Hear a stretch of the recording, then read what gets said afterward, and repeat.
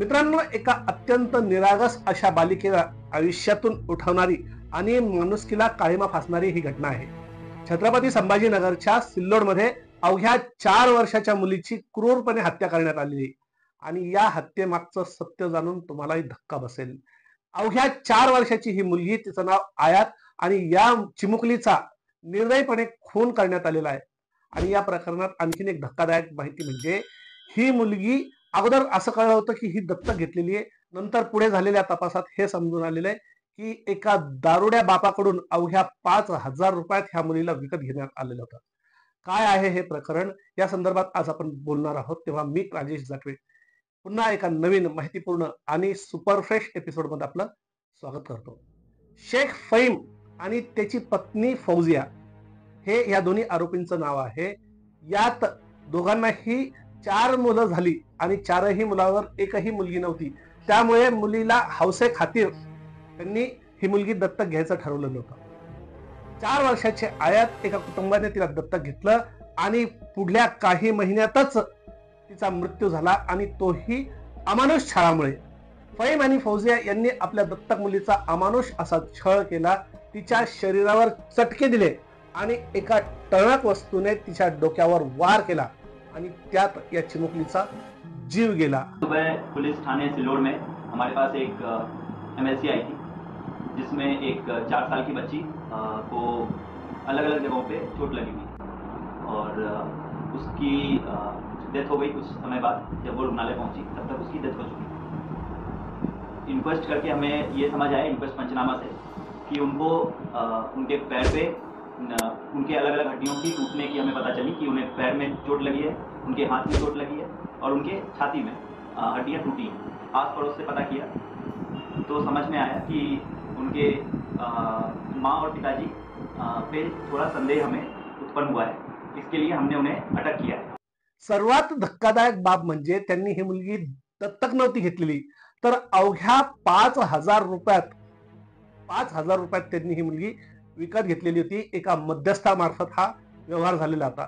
मुलीचा खरा बाप शेख नसीम याला दारूची सवय होती.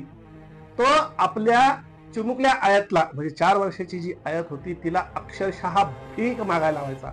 आपल्या एका पत्नीपासून त्याला 5 मुली होत्या आणि त्याच्या या दारूच्या व्यसनाच्या सवयीमुळे त्याची पत्नी जी त्याला सोडून गेलेली होती आणि तिने दुसरं लग्न केलेलं होतं आणि 4 मुलींना तिचा नवीन नवरा जो आहे तो सांभाळत होता. ही आयात जी आहे 5वी, ही आपल्या दुर्दैवी आयात तिच्या वडिलांकडे राहिलेली. या आयातकडून तो भीक मागून घ्यायचा आणि दरम्यानच्या काळात एका जमातमध्ये एका मध्यस्थामार्फत शेख नईमची ओळख शेख फहीम सोबत झाली आणि जालन्यामध्ये ही भेट घडली आणि यातून 6 महिन्यापूर्वी त्यांनी आयातला 5,000 रुपयात फहीमला विकलं. या व्यवहाराचा चक्क 100 रुपयाच्या बॉन्डवर करार देखील झालेला होता. एका निर्दयी बापाने आपल्या पोटच्या पोरीला फक्त 5,000 रुपयात विकलं आणि दत्तक घेणाऱ्या जोडप्यानेही तिचा निर्दयपणे जीव घेतला. अगोदर 6 महिने तिचा अमानुष असा छळ केला. तिला मारहाण होत असे, तिच्या अंगावर चटके दिले जाईल आणि एक दिवस तिचा एक जड वस्तू तिच्या डोक्यात मारून तिचा खून केला. या पलीकडे माणुसकी किती खालच्या थराला जाऊ शकते. या घटनेचा आणखीन सध्या पोलीस तपास चालू आहे. या जोडप्याने तिची का हत्या केली, घटनेतील मूळ पालकांवर काय कारवाई करता येईल यावर पोलीस तपास करत आहे आणि आणखीन बातमी समोर येईलच येईल. या घटनेच्या माध्यमातून काही प्रश्न समाजासमोर उभे राहतात. यातील सगळ्यात पहिला प्रश्न, जर फहीमने किंवा नजीरने मुलाची किंवा मुलीची हाव न धरता 4-4, 5-5 मुलं जन्माला घातली नसती तर ही घटना घडली असती का? यात दुर्दैवी आयातचा हाकनाक मृत्यू झाला असता का?